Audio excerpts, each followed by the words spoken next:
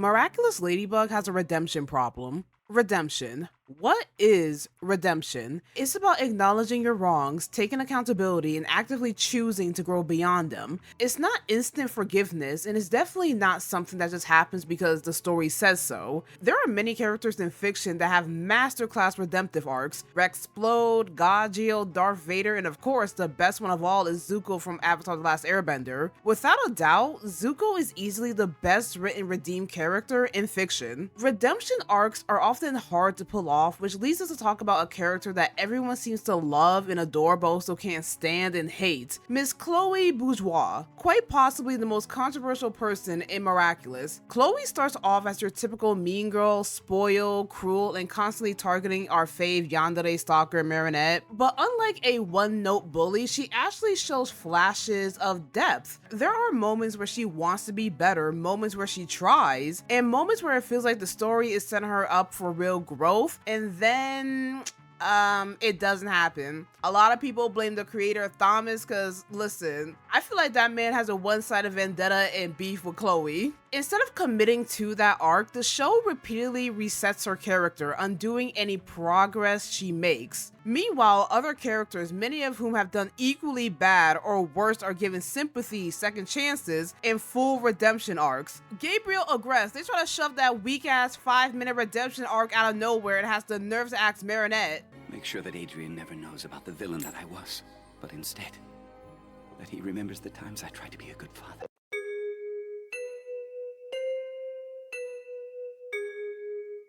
So, the man who was a terrorist who abused his son Adrian and victimized the people of Paris not only gets redeemed, but is honored as a hero for his noble sacrifice against Monarch? Okay, okay. Gabriel Agreste, who has done 100 times worse things, gets redeemed, but not Chloe?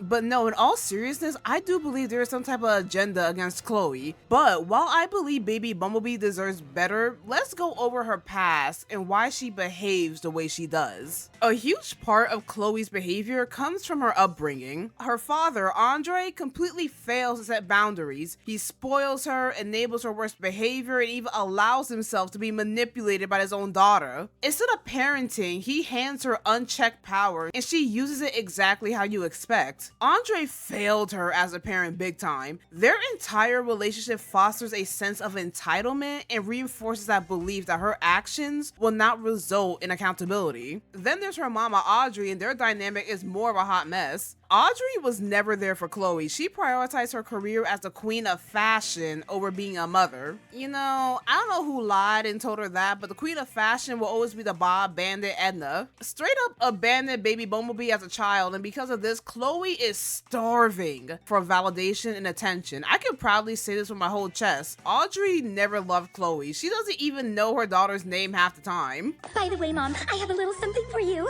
Clara, Chloe. What if I went back to New York with you? Don't be ridiculous. Casserole. I'm taking her because she's exceptional. Claudette. Courtney, Chloe, Mom. Claudine. Chloe. Kylie, Chloe. And as a result, much of Chloe's behavior can be seen as an attempt to gain attention and approval, particularly from her mother. Chloe has trash-ass parents. While it does explain her behavior, it doesn't justify it. Shitty parents or not, at the end of the day, you're still choosing to be an asshole, Baby Bumblebee. A pivotal moment in understanding Chloe occurs during the episode Queen's Battle, which is basically keeping up with the Bourgeois and their family drama. When Audrey first returns, Chloe is genuinely overjoyed. Her excitement is a sincere desire to reconnect and impress her mother. However, Audrey couldn't care less. She does not give a flying She shows little to no interest in building up a relationship. And I'm just like, bitch, she came out of your cooch and was in your stomach for 9 months. How you forget your daughter's name? The situation even becomes more awkward and painful when Audrey chooses Marinette over her own daughter, inviting Marinette to accompany her to New York instead. For Chloe, this moment serves as a direct rejection, but also intensifies her resentment towards Marinette. To add more salt to the wound, Audrey says Chloe is not exceptional. And that's why you got an ugly ass bob, your bangs are crooked, the part is not parting, walking around here with a funeral hat. I'm sorry, that got me so heated. You're not exceptional either, babe, with your fashion sense. After being publicly humiliated and rejected by her mama, Chloe makes a critical mistake by pulling a Tony Stark, revealing her identity publicly. Chloe saw this as an opportunity not only to impress her mother, but Ladybug as well, who she deeply admires. If that wasn't bad enough, she goes out of her way to endanger the public, and I'm just like, Chloe, what are we doing? What are we doing, fam?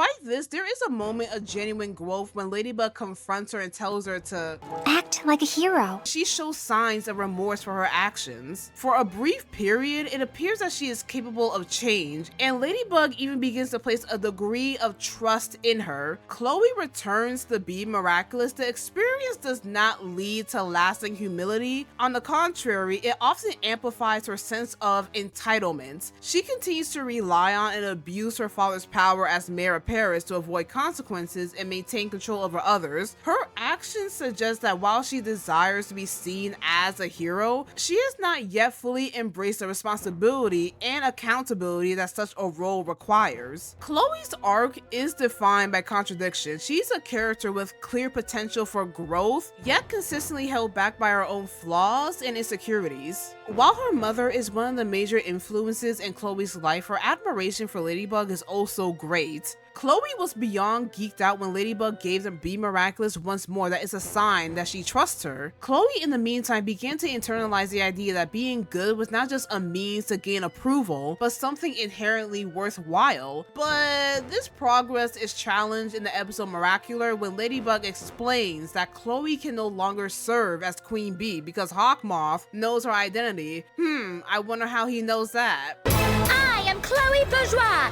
and from now on, I'll be your new superhero.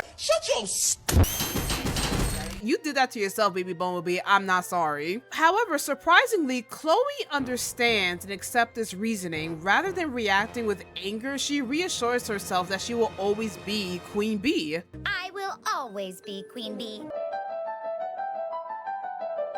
It's also worth noting she becomes the first person to resist dehumanization and withstands manipulation from Mayora. Chloe resists because she wants to continue becoming a better person. Despite this progress, the season 3 finale is where shit hits the fan. After feeling repeatedly rejected and overlooked by Ladybug and under the manipulation of Hawkmoth, Chloe aligns herself with the villains. Baby Bumblebee, what are we doing? We are losing the plot. What's not clicking? What's not clicking? She allows herself to be akumatized into Miracle Queen, a more dangerous form capable of controlling other miraculous holders. And Marinette, she better than me. Even after betraying Ladybug and revealing the other holders' identities, Ladybug is willing to offer Chloe another chance. She is given the opportunity to step back from her actions by returning the miraculous she has taken. Chloe, however, doubles down. She was like, fuck you and your polka dots. At this point, Ladybug has no choice but to permanently remove her from the team, which was a justified move because Chloe was doing too much at this point. A miraculous is a privilege, not a right. Chloe, however, is unable to understand this. She comes to view the Be Miraculous as something she is entitled to, rather than something that must be earned and used responsibly. Her attachment to the power becomes possessive. While all this conflict and drama is going on, Chloe's fear of abandonment shows more and more. Having already experienced emotional neglect from her mama, she interprets Ladybug's decision as another form of rejection. Again, Ladybug's actions are justified. Faced with the loss of both her power and her sense of belonging, Chloe reverts to the behavior that once provided her with control and security. Embracing her role as the mean girl, the brat, becomes a defense mechanism, one that protects her from further rejection, even if it isolates her from others. This regression becomes more apparent in season 4. She is then replaced by her half-sister, self-insert original character Zoe, who takes on the role of Vesperia. While Zoe represents a more traditionally ideal hero, her presence further emphasizes Chloe's displacement. I hate you! You may hate me, but I love you. And I always will, even if the whole world hates you. Sister.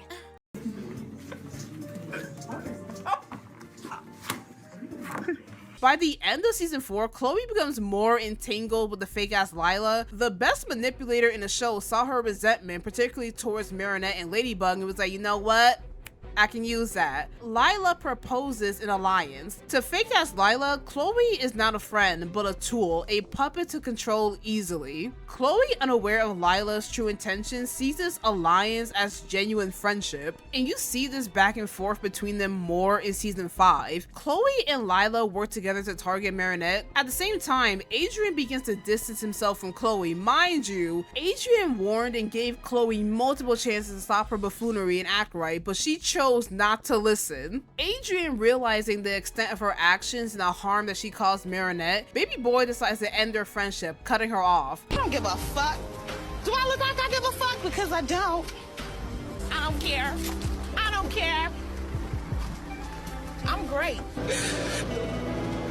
You would think Chloe would take this moment to reflect and confront herself on her shitty behavior, but nah. She retreats further into defensiveness and resentment. Not to mention Lila and Monarch are pushing her to do more and more extreme things. Baby Bumblebee decides to follow fake-ass Lila without question, who in turn exploits this trust. The consequences of this manipulation are severe. Chloe's longtime friend, ride or die, Sabrina, cuts ties with her, recognizing the toxicity of their friendship. Despite this, Lila's influence continues even after she got expelled. She continues to manipulate Chloe from the sidelines. A series of unfortunate events happens that leads to Chloe somehow gaining political power as the acting mayor of Paris. Rather than using this position responsibly, she turns Paris into a police state.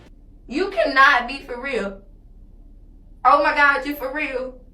No, you for fake. No, you for real. At this point, Chloe has reached a point of no return and dug her own grave. It was only then that her whack-ass parents decided to intervene. After years of enabling and neglect, they finally put their foot down to assert control over her actions. Chloe gets booted out of Paris and is now stuck with her mama. Yes, the same mama that barely remembers her name and couldn't care less about Chloe. My thing is, why are we dumping Chloe to her careless-ass mama? Don't get me wrong, Chloe deserves a lot of consequences for all the bullshit that she's done to everyone, but I sincerely doubt leaving her with Audrey is gonna help her. If anything, it'll make things worse. Andre, you stay fumbling. You are a clown. I see you. You avoided all accountability and responsibility for a daughter you spoiled all her life and never once reprimand. And now you're dumping her with a mom that's not gonna discipline her, that's gonna make her behavior only worse. After all of this, Chloe is left isolated. She attempts to reach out to Sabrina, only to remember that she lost that connection. When she makes one final attempt to antagonize Marinette, baby girl puts her foot down. You are a weak,